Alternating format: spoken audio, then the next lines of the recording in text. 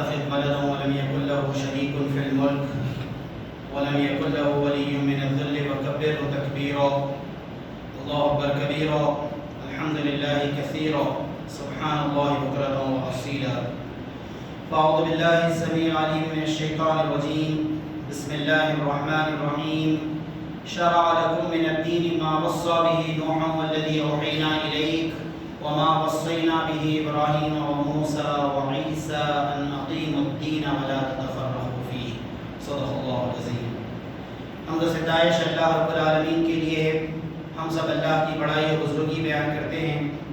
درود و سلام ہوں تمام انبیاء اور پیغمبروں پر، بالخصوص حضرت سیدنا محمد مصطفیٰ صلی اللہ علیہ وسلم پر، جنہیں اللہ تعالیٰ نے آخری نبی بنا کر، رحمت للعالمین بنا کر، the benefactor of humanity بنا کر، the final and ultimate messenger بنا کر اس دنیا میں روانہ فرمایا.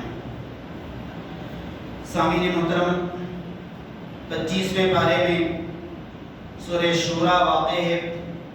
اس سورہ کی ایک آیت آپ کے سامنے ابتدا میں تلاوت کی گئی. اللہ تبارک و تعالیٰ نے امت مسلمہ کا مشن اور ان کی رسپانسبلٹی اس آیت میں بیان کی ہے. مسلمانوں کا مقصد وجود کیا ہے کہ مسلمان جو ایگزسٹنس رکھتے ہیں اس دنیا میں، اور اللہ تبارک و تعالیٰ وقتاً فوقتاً اہل ایمان کی جو مدد کرتا ہے اس زمین پر مسلمانوں کا وجود، یہ ساری چیزوں کا مقصد اس آیت کے اندر سمیٹ کر رکھ دیا گیا ہے. فرمایا گیا شرع لکم من الدین ما وصى به نوحا. دین یعنی زندگی گزارنے کا وہی طریقہ تمہارے لیے اللہ تبارک و تعالیٰ نے پسند کیا ہے، لازم کر دیا ہے، جس کی نصیحت، جس کی ہدایت حضرت نوح علیہ السلام کی طرف کی گئی تھی. وما وصینا به ابراہیم وموسیٰ وعیسیٰ، اور اسی کی ہدایت، اسی کا انسٹرکشن دیا گیا تھا حضرت ابراہیم علیہ السلام کو اور حضرت موسیٰ علیہ السلام کو اور حضرت عیسیٰ علیہ السلام کو.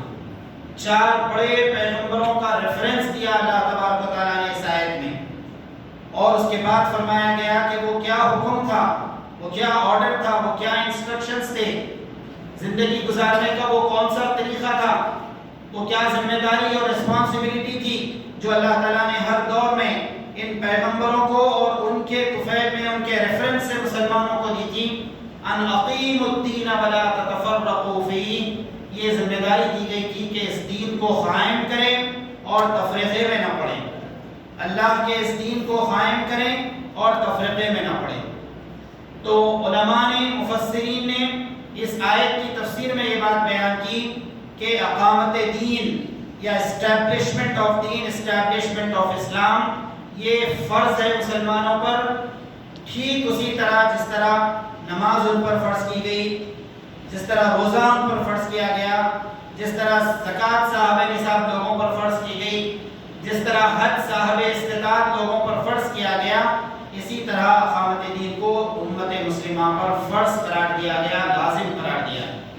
اور پھر 4 بڑے پیغمبروں کا ریفرنس دینے سے اسلامک ہسٹری کے اہم چیپٹرز کو یہاں پر سمیٹ دیا گیا. فرمایا گیا کہ کوئی نیا آرڈر، کوئی نیا حکم نہیں دیا اللہ تعالیٰ نے، بلکہ یہی وہ احکامات تھے جو حضرت نوح علیہ السلام اور ان کے بعد حضرت ابراہیم علیہ السلام اور ان کے بعد حضرت موسیٰ علیہ السلام اور ان کے بعد حضرت عیسیٰ علیہ السلام کو دیے گئے. حکم یہ تھا کہ اقیموا الدین، تم دین کو قائم کرو، اسٹیبلشمنٹ آف دین کا کام کرو.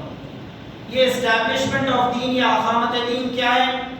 یہ دراصل دین کو اس کی پوری جزیات کے ساتھ، اس کے پورے احکامات کے ساتھ، اس کی پوری تفاصیل کے ساتھ اور پھر اس کے پورے سسٹم کے ساتھ اس زمین کے اوپر جاری و ساری کرنا، اس زمین کے اوپر نافذ کر دینا ہے. انسان کی زندگی کے ہر شعبے میں، ہر ڈپارٹمنٹ آف لائف میں اس دین کے احکامات پر عمل ہو اور مسلمان خود بھی اس پر عمل کرے اور دنیا کے سامنے اس کی دعوت پیش کریں. یہ دراصل اقامت دین ہے. سورہ مائدہ میں اللہ تبارک و تعالیٰ نے اس بات کا وعدہ کیا کہ اگر مسلمان اپنے اس مشن کو، اس رسپانسبلٹی کو سمجھیں گے تو پھر اللہ تبارک و تعالیٰ کی رحمتیں اور اس کی جانب سے برکتوں کا نزول ہوگا۔ فرمایا کہ وَلَوْ أَنَّهُمْ أَقَامُوا التَّوْرَاةَ وَالْإِنْجِيلَ، یہودی جس کتاب کو مانتے ہیں، ایمان رکھتے ہیں، وہ توریت ہے، اولڈ ٹیسٹمنٹ کے نام سے اسے جانتے ہیں۔ قرآن مجید نے کہا کہ اِنَّا أَنزَلْنَا التَّوْرَاةَ فِيهَا هُدًى وَنُورٌ، اصلاً اللہ تبارک و تعالیٰ نے توریت ان کی طرف بھیجی تھی جس میں ہدایت اور نور یعنی لائٹ اینڈ گائیڈنس اس کے اندر موجود تھا۔ اللہ تبارک و تعالیٰ نے ہدایت کے لیے روانہ کی تھی۔ تو توریت اور انجیل، ان دونوں کتابوں کا، جو انجیل حضرت عیسیٰ علیہ السلام پر نازل کی گئی، لوگوں نے اسے بدل دیا، بائبل اس کا نام رکھ دیا، اور اس کے اندر بھی ہر تھوڑے دن کو کچھ نہ کچھ وہ آلٹریشن، کچھ ڈیڈکشن اور ایڈیشن کرتے رہتے ہیں۔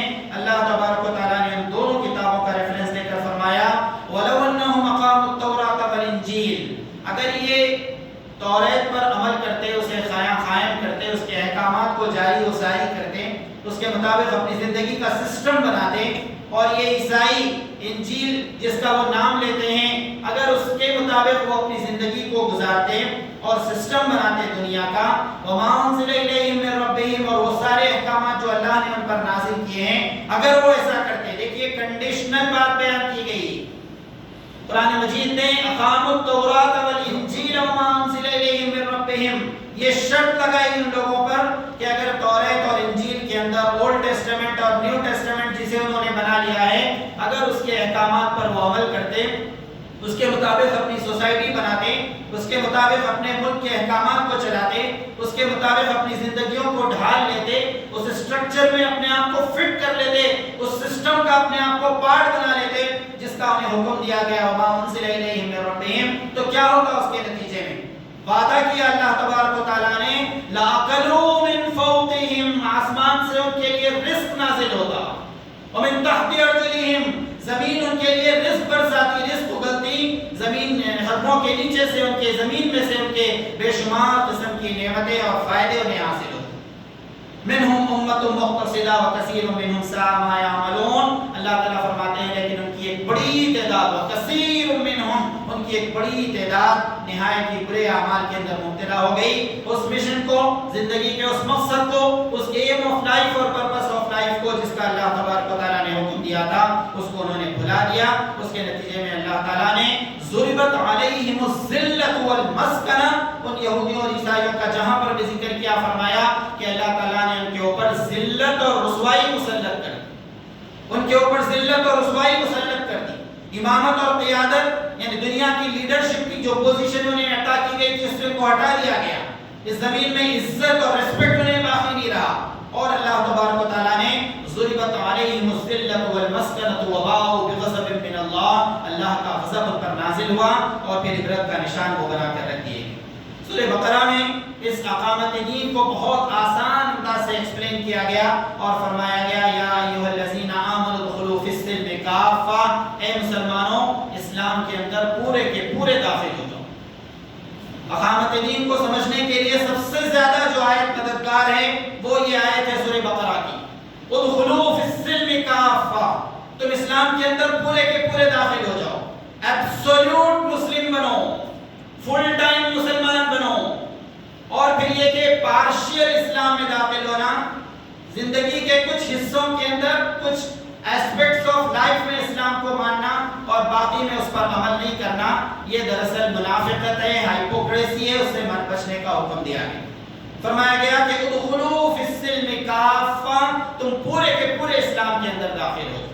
اگر کوئی مسلمان یہ کہے کہ میں کلمہ پڑھنے کے لیے تیار ہوں اور مسلمان بننے کے لیے بھی تیار ہوں اور اپنا نام عبداللہ اور عبد الرحمن اور اس طرح مسلمانوں کے ناموں کی طرح بھی رکھوں گا اور میں نماز کو بھی آؤں گا اور مسجد بھی پڑھوں، مسجد میں بھی حاضری دوں گا، اٹینڈنس دلاؤں گا اپنی، لیکن باہر جب میں جاؤں گا تو بزنس، یہاں پر میں اسلام کے احکام پر عمل نہیں کروں گا، میں عدالت یا کورٹ کو جاؤں گا تو جوڈیشری میں اسلام کے احکام پر عمل نہیں کروں گا، میں ایم ایل اے یا ایم پی بن جاؤں تو وہاں پر میں اسلام کے احکامات کو نہیں مانوں گا، میں اگر جج یا منصف بنایا جاؤں تو اسلام کے احکامات کے مطابق فیصلہ نہیں دوں گا، تو پھر وہ آدمی اسلام کے اندر داخل ہی نہیں ہوا، اس لیے کہ اللہ تبارک و تعالیٰ نے کنڈیشن لگائی ہے کہ ادخلوا فی السلم کافہ، تم اسلام کے اندر پورے کے پورے داخل ہو جاؤ۔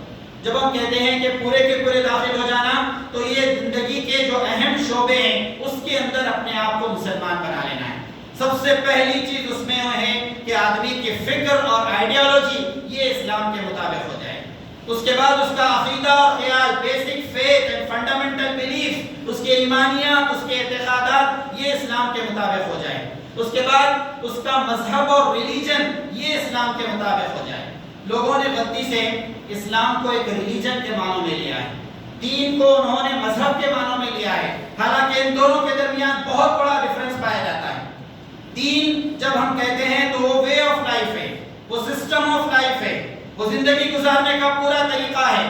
ایک بچہ اس دنیا میں آتا ہے تو اس کے کان میں اذان دی جاتی ہے. آغاز میں ہی، ابتدا میں ہی اس کے شعور کے اندر، اس کے سب کانشیس کے اندر یہ بات بٹھا دی جاتی ہے کہ الہ اور رب اور معبود اور بندگی کے لائق، عبادت کے لائق، پرستش کے لائق، لا گیور اور لا میکر یہ جو ہے وہ ایک ہی ذات ہے، وہ اللہ کی ذات ہے. بچپن میں پیدا ہوتے ہی اذان اس کے کان میں دے دی جاتی ہے، اور آدمی مرتا ہے تو اس کے بعد نماز پڑھائی جاتی ہے. تو یہ اذان اور نماز کے درمیان کا جو وقفہ ہے یہ انسان کے لیے بندگی اور اطاعت کا وقفہ ہے. تو اسے بتانا ہے کہ اس گیپ کے اندر وہ اللہ ہی کی بندگی اور اللہ ہی کی اطاعت کرے گا. تو مذہب یہ ہے کہ آدمی محض چند عبادات، چند پوجا پاٹ کے طریقے، چند جانوروں کی قربانی کے طریقے، سر کو ڈھانکنے کا طریقہ اور پھر لباس کے کچھ مخصوص طریقے، عبادت کے کچھ طریقے اختیار کر لیں تو یہ مذہب یا ریلیجن کہلاتا ہے. اسلام اس معنی میں مذہب نہیں ہے، ریلیجن نہیں ہے، بلکہ اللہ تبارک و تعالیٰ نے قرآن مجید میں جہاں پر بھی لفظ استعمال کیا وہ دین کے لیے استعمال. دین یعنی زندگی گزارنے کا طریقہ، وے آف لائف اور سسٹم آف لائف. تو انسان کی عبادات کے طریقے یہ اسلام کے مطابق ہو جائیں، اس کے اخلاق اور کیریکٹر یہ اسلام کے مطابق ہو جائیں تو یہ اقامت دین کا حصہ ہوگا. اس کی سیرت اور کردار یعنی اس کا بیہیویئر اور ایٹیٹیوڈ یہ قرآن اور حدیث کے مطابق ہو جائیں. تعلیم اور تربیت، education and system of training یہ اسلام کے مطابق ہو جائے. تہذیب اور ثقافت یعنی آرٹ اور کلچر. ایک آدمی اجنتا اور ایلورا کو جاتا ہے اورنگ آباد میں، اور ایک شریف النفس آدمی وہاں سے بہت تیزی کے ساتھ واپس نکل جاتا ہے کیونکہ انتہائی فحش اور گندی تصویروں کی وہاں پر مجسمہ کشی کی گئی، مجسمے بنائے گئے، اور یہ کہ ایک شریف آدمی اس کو برداشت نہیں کر سکتا. لوگ کہتے ہیں آرٹ ہے اور کلچر ہے اور بہت اونچے درجے کا کلچر ہے. اسلام کہتا ہے جہاں ولگر چیزیں ہوں، آبسینٹی ہو، نیوڈیٹی ہو، اس کا تہذیب اور کلچر سے، سویلائزیشن سے کوئی تعلق نہیں ہے. یہ تو شیطان کی بات ہے. لا تعبد الشیطان ان الشیطان کان للرحمن عصیا. تم شیطان کی عبادت اور بندگی مت کرو، شیطان تو اللہ تبارک و تعالیٰ کا کھلا نافرمان اور دشمن ہے.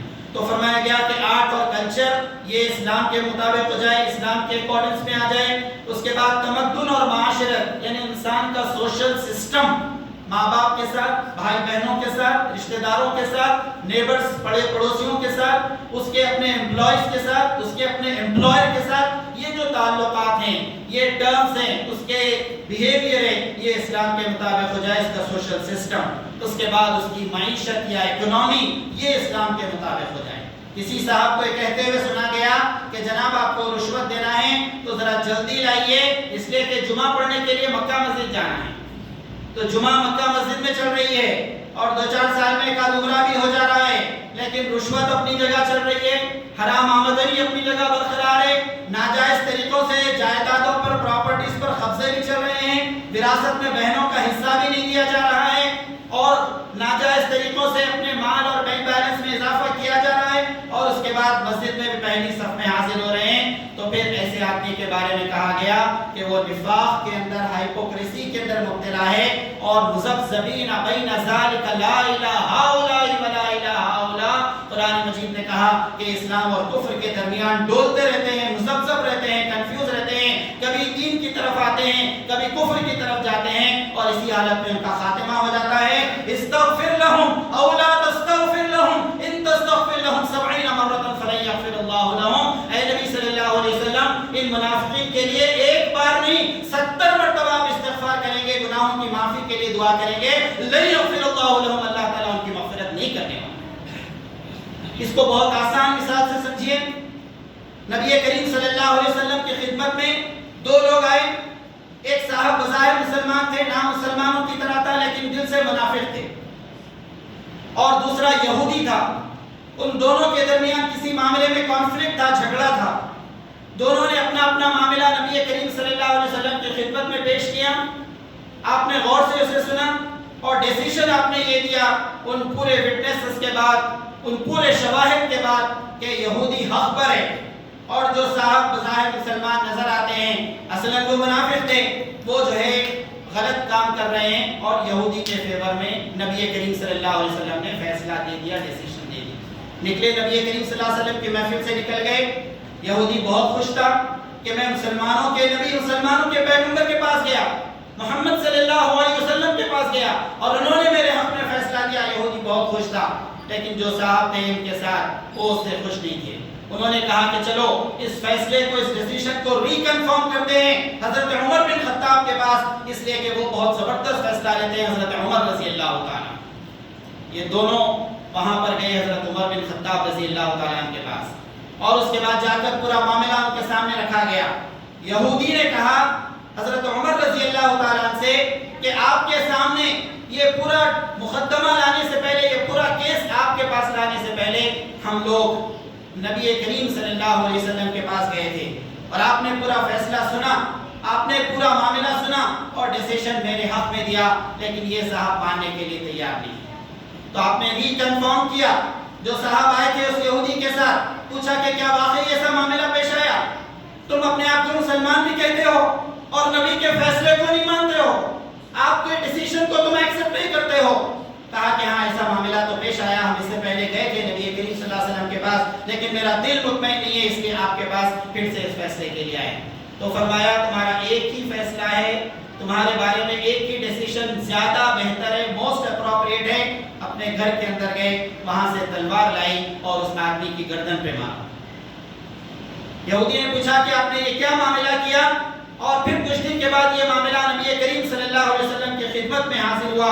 اللہ کے رسول صلی اللہ علیہ وسلم نے ارشاد فرمایا کہ عمر کی تلوار کسی مسلمان پر نہیں چل سکتی، اور کچھ دن کے بعد سورہ نساء کی آیت بھی نازل ہو گئی۔ اس پورے واقعے کے بیک گراؤنڈ میں فلا وربک لا یؤمنون حتی یحکموک فیما شجر بینہم، اے نبی صلی اللہ علیہ وسلم تیرے رب کا حوالہ، فلا وربک لا یؤمنون حتی یحکموک، یہ لوگ اس وقت تک مسلمان نہیں ہو سکتے، لا یؤمنون، اس وقت تک یہ ایلیجبل نہیں ہے مسلمان کہلائے جانے کے، حتی یحکموک فیما شجر بینہم، جب تک کہ یہ آپ کو یعنی حضرت محمد مصطفیٰ صلی اللہ علیہ وسلم کو اپنے معاملات میں اپنا حکم نہ بنائیں، آپ کے ججمنٹ پر یہ پوری طرح سیٹسفیکشن اور پیس آف مائنڈ نہ پیدا کریں، آپ کو اپنا جج نہ بنائیں، منصف نہ بنائیں، جب تک یہ مسلمان نہیں ہو سکتے۔ اور پھر ثم لا یجدوا فی انفسہم حرجا مما قضیت ویسلموا تسلیما، ڈیسیشن ہو جانے کے بعد دل میں کوئی تنگی نہ رکھیں اور ایبسولوٹ سرنڈر کریں، ویسلموا تسلیما، اپنے آپ کو پوری طرح اللہ تعالیٰ کے احکام کے آگے جھکا۔ 3 مرتبہ اللہ تبارک و تعالیٰ نے سورہ مائدہ میں اس آیت کو ریپیٹ کیا ہے، وَمَن لَّمْ يَحْكُم بِمَا أَنزَلَ اللَّهُ فَأُولَٰئِكَ هُمُ الْكَافِرُونَ فَأُولَٰئِكَ هُمُ الظَّالِمُونَ فَأُولَٰئِكَ هُمُ الْفَاسِقُونَ، کہ جو اللہ کے نازل کردہ احکامات کے مطابق فیصلہ نہ کریں وہ ظالم ہیں، وہ کافر ہیں اور وہ فاسق ہیں۔ تو یہ حکم دیا گیا کہ جب تم اقامت دین یا اسٹیبلشمنٹ آف دین کی بات کرتے ہو تو تمہاری اکنامی، تمہاری معیشت، تمہارے سیاسی اصول، تمہارے پولیٹیکل پرنسپلز، تمہارے قانون اور عدالت یعنی تمہاری لا اینڈ جوڈیشری، تمہارے صلح اور جنگ کے اصول، اور پھر سب سے آخر میں تمہارے بین الاقوامی تعلقات یعنی تمہاری ڈپلومیسی یا ڈپلومیٹک پرنسپلز، دوسرے ممالک اور دوسرے مقامات کے لوگوں کے ساتھ تمہارا رویہ اور ایگریمنٹس، یہ سب چیزیں جب اسلام کے مطابق ہو جائیں، قرآن اور حدیث کے احکامات کے مطابق ہو جائیں، in accordance with the principle of Quran and حدیث ہو جائیں، تب کہا جائے گا کہ دین قائم ہوا، دین اسٹیبلش ہوا، اور یہ دین کا قائم کرنا امت مسلمہ کے ہر فرد کی ذمہ داری ہے، اور یہ ہمارا مشن ہے، یہ ہمارا ایم آف لائف۔ اس کے بعد یہ بات بیان کی گئی کہ اگر مسلمان اپنی ذمہ داری کو سمجھ جائیں کہ ان کا مقصد صرف زبان سے کلمہ پڑھ لینا نہیں ہے، صرف پیدا ہونے کے بعد 7ویں دن عقیقہ کر لینا نہیں ہے، اس کے بعد چند احکامات پر عمل کر لینا نہیں ہے، بلکہ اس کے ساتھ ساتھ اپنی پوری زندگی میں اسلام کو قائم کرنا ہے، اسلام کے کے احکامات کے مطابق اپنی پوری لائف سیٹ کرنا ہے اور دنیا کے سامنے بھی اسی سسٹم کی دعوت دینا ہے، تو 4 اہم ترین ریسپانسبلٹیز ان پر آتی ہیں۔ پہلی ذمہ داری یہ ہے کہ دین کا بہت واضح اور کلیئر کٹ تصور ان کے پاس ہو کہ یہ دین ایک ریلیجن نہیں ہے، یہ ایک سسٹم آف لائف ہے۔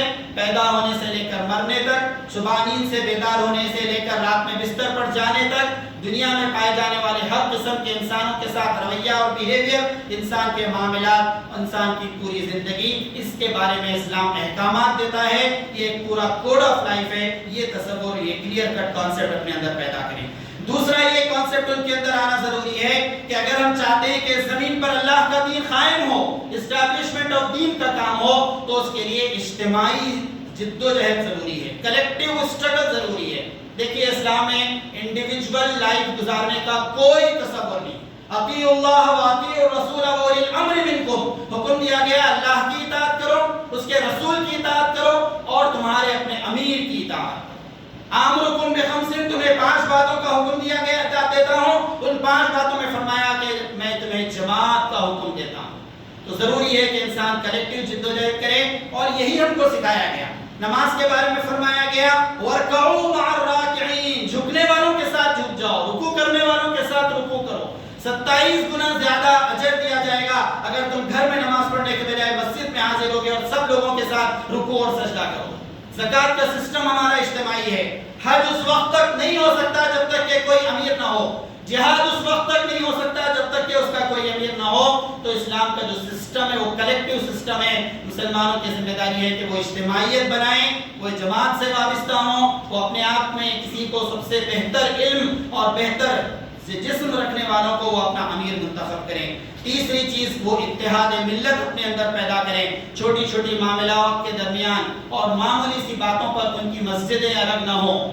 اہل حدیثوں کی مسجد الگ، بریلویوں کی مسجد الگ، جماعت اسلامی والوں کی مسجد الگ، تبلیغی جماعت والوں کی مسجد الگ، حنفی، مالکی، شافعی، حنبلی کی مسجد الگ۔ اس طرح ہر کوئی اپنی ڈیوڈ کی مسجد نہ بنائے، بلکہ وَأَنَّ الْمَسَاجِدَ لِلَّهِ، مسجدیں اللہ کی ہیں اور ہر کسی کے لیے اس کا دروازہ کھلا رہنا چاہیے۔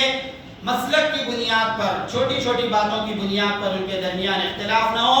وارننگ دی گئی کہ اگر ایسے اختلافات تم اپنے اندر پیدا کرو گے تو وَلَا تَنَازَعُوا فَتَفْشَلُوا وَتَذْهَبَ رِيحُكُمْ وَاصْبِرُوا، دیکھو مسلمانوں اگر تم اپنے درمیان اس طرح کے اختلافات پیدا کرو گے تو تمہاری ہوا اکھڑ جائے گی۔ فَتَفْشَلُوا وَتَذْهَبَ رِيحُكُمْ، تم بکھر جاؤ گے، تمہاری ہوا اکھڑ جائے گی۔ اور یہ 3 چیزوں کے بعد چوتھی چیز وَإِلَيْكَ نَسْعَىٰ وَنَحْفِظْ، ہماری پوری جدوجہد، ہماری پوری زندگی کی کوششیں، اس کا جو محور، جو سینٹرل ایکسس ہونا چاہیے وہ اسٹیبلشمنٹ آف دین ہے۔ ہم اس بات کی کوشش کریں، زندگی کے شب و روز اس فکر میں گزریں کہ زمین پر اللہ کا دین جاری و ساری ہو جائے، اللہ کے احکامات پر لوگ عمل کرنے والے ہو جائیں، اللہ کے اس دین کا میسج لوگوں تک پہنچ جائے، ہمارے اپنے گھروں کے اندر اسلام داخل ہو، ہمارے اپنے کیریکٹر اسلام کے مطابق ہو جائیں، تب ہم یہ ذمہ داری کو ادا کرنے کے قابل ہو سکیں گے۔ اللہ تعالیٰ ان باتوں پر غور کرنے اور عمل کرنے کی توفیق عطا فرما۔ رب اغفر وارحم وانت خیر الراحمین والحمد للہ رب العالمین۔